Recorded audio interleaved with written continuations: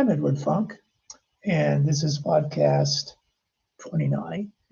And now, if you are enjoying these podcasts about my walking into Loretta Young, a movie queen of the Golden Hollywood, um, last several podcasts and the ones that come from this book, Loretta and me being me. Uh, so you find a lot more information than what I'm doing in the podcast. So, okay. Um, I escorted Loretta to an affair at the home of billionaire Marvin Davis. Now, he made his fortune mainly in oil, but he also owned 20th Century Fox movie studio and the Denver Broncos for periods of time. Since this was an event where Loretta was going to play Loretta Young, we arrived in her Rolls Royce with me at the wheel. Security was elaborate. After stopping at the gate, guards looked underneath the car to make sure that no one was holding on. Then I was instructed to drive slowly enough for men to walk along the sides of the car until we reached the house, the entrance which wasn't even visible at the gate. Now, upon arriving, Mr. Davis, a very large man, at least 300 pounds, greeted us at the entrance. There were two white standard poodles, trained to be immobile, sitting on each side of him. And I really thought this was animal cruelty. As we entered the house's rotunda, Mrs. Barbara Davis welcomed us. Beyond was a large salon where the other guests were mingling. As we walked in, Loretta spotted Kirk Douglas standing with another man. She stopped and said, "Kirk, you know Ed Funk." And then she waltzed off to speak to someone else. Well, of course, Kirk Douglas did not know Ed Funk, and he just stared at me. So feeling uncomfortable, I smiled and walked away. Now, a little bit about Kirk Douglas. I think his two biggest films were Spartacus, in which he played a gladiator, and Lust for Life, in which he played artist Vincent van Gogh. Okay. And for younger listeners, you might know his son Michael Douglas better than Kirk. Anyway, what I did know about Kirk Douglas at the time is that he had a recent stroke and was in the process of regaining his ability to speak. So I caught up with Loretta long enough for her to, well, really for both of us to walk past Merv Griffiths. And she said, "Oh, Merv, you know Ed Funk." And she was off again. Now, Merv, too, was in motion, but smiled and said hello. And he was known for an afternoon talk show, but more financially rewarding, he initially developed and owned both Jeopardy and Wheel of Fortune. Now, I set a goal of becoming as inconspicuous as possible, which required striking up a conversation whenever someone looked not engaged. I noticed several good-looking men who appeared to be by themselves. I thought, I wonder if they might be gay. Well, I then turned to find the next person to talk with, and facing me, less than a foot away, was Ronald Reagan. Being practically on top of each other, a conversation ensued. I introduced myself, a formality which he didn't need to reciprocate. I told him that I had heard him speak in Orlando when he was campaigning for his first term, and the venue was SeaWorld. They had an outdoor arena, and I worked at SeaWorld at that time as the advertising manager. So anyway, he asked me, well, was it a good speech? And I said, well, of course.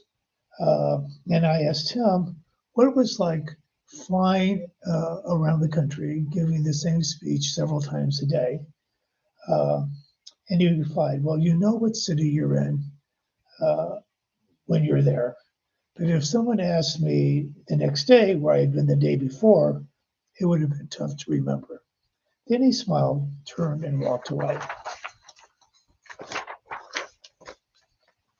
He seemed slightly bored, and I had the impression that he'd been dragged to this affair by Nancy Reagan. I wondered how many dress-up parties he had suffered through over the decades. I also realized that the attractive men I spotted were the Secret Service roaming the room, and that the security at the Davis property that evening must have been enhanced by Secret Service protocols. Once again, I caught up with Loretta, and this time she introduced me to Nancy Reagan and her pal, Betsy Bloomingdale. Now, Mrs. Bloomingdale's husband, Alfred, was an heir to the Bloomingdale department store fortune, as well as being affiliated with the Diners Club credit card. Now, back to meeting Nancy and Betsy. Again, Loretta didn't give any specifics as to who I was, and she was soon off again on her own. Now, my next attempt at conversation was with Ava Gabor. If you remember, she was the TV show Green Acres. Anyway, I could tell that she was fun, so I said, when I listen to you, you sound just like Ava Gabor. And she laughed and she said, I know exactly what you mean. So when I first came to Hollywood and I met Cary Grant, and he sounded exactly like Cary Grant. So when it was time to move on from that conversation, I spotted Michael Eisner, head of the Disney Corporation, and his wife. As soon as I approached him, he immediately looked over my shoulder to see if there was someone more interesting, and he was off. His wife was kinder, and we had a nice visit. Now, two things I remember her saying was how grateful they were for her husband's tremendous success, and that they didn't allow their children to watch television. Now, that was interesting to me because Disney owned ABC. Now, I couldn't help noticing Nancy Reagan because she would glide by me and while smiling, give me a quizzical look that asked, who are you and what are you to Loretta Young? I could only smile back. I noticed she was wearing a black baby doll type dress, thin straps over the shoulders, with a flared skirt ending above the knee. I was relieved when the butler gonged the chime to announce dinner because I'd already checked out the dining room and realized that I'd be sitting next to Loretta. Nancy Reagan and Betsy Bloomingdale were the first two to enter the dining room, and Loretta and I followed. When no one else ensued, the two of them, Nancy and Betsy, apparently they felt uncomfortable, and so they left. That gave me the opportunity to say to Loretta, Nancy Reagan's head looks too big for her body.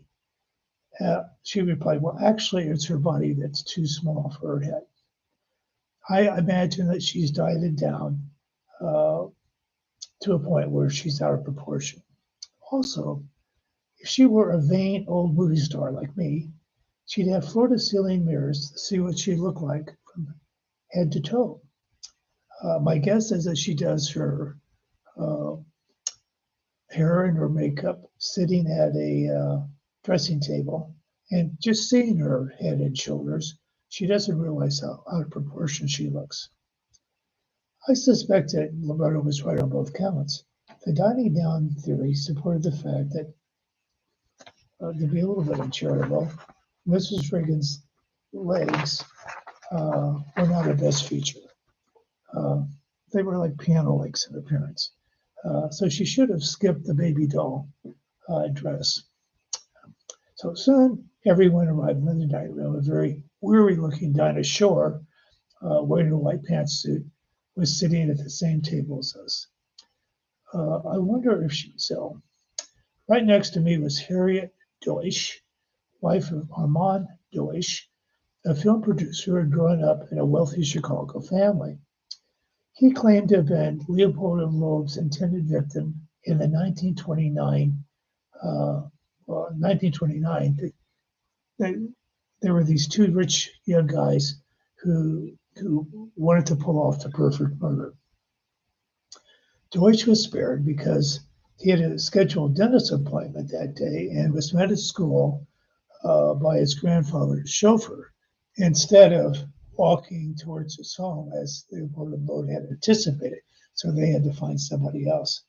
I'm not sure, but I think the Deutsch money came from somehow being affiliated with um, Sears and Roebuck. Now, Mrs. Deutsch was an attractive blonde.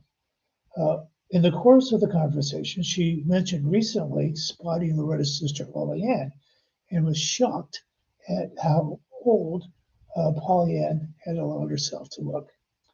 I wanted to say, look, the woman's 80. Why can't she look 80? But I knew by this time the most grievous sin of Beverly Hills was to grow old, and more so to look old.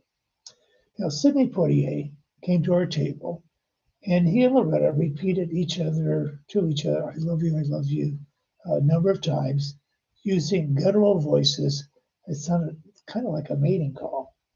Now, Loretta's introduction, you know Ed Funk, did fool one person. We were leaving the party, same time as Merv Griffin, and he said to me in a friendly voice, "Good to see you again, Ed."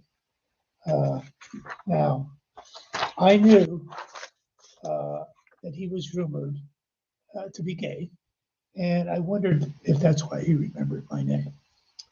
Before we got out the door, Mr. Davis was saying goodbye to a small group that included Yvette Lemieux, um, a very beautiful actress. If you remember the movie The Time Machine, she was the leading lady in that, and her husband, as well as Sylvester Stallone and his wife. Now, Stallone was short, even wearing lifts, and when he was introduced to me, he snarled. Now, I have to admit that attending these star-studded functions uh, was really overstimulating. And I had a hard time getting to sleep once I got home. But I'm not complaining. Who gets these opportunities in their life? Now, in the next podcast, I'll describe a situation in which Loretta played the Hollywood diva. And I must say, she did it very convincingly.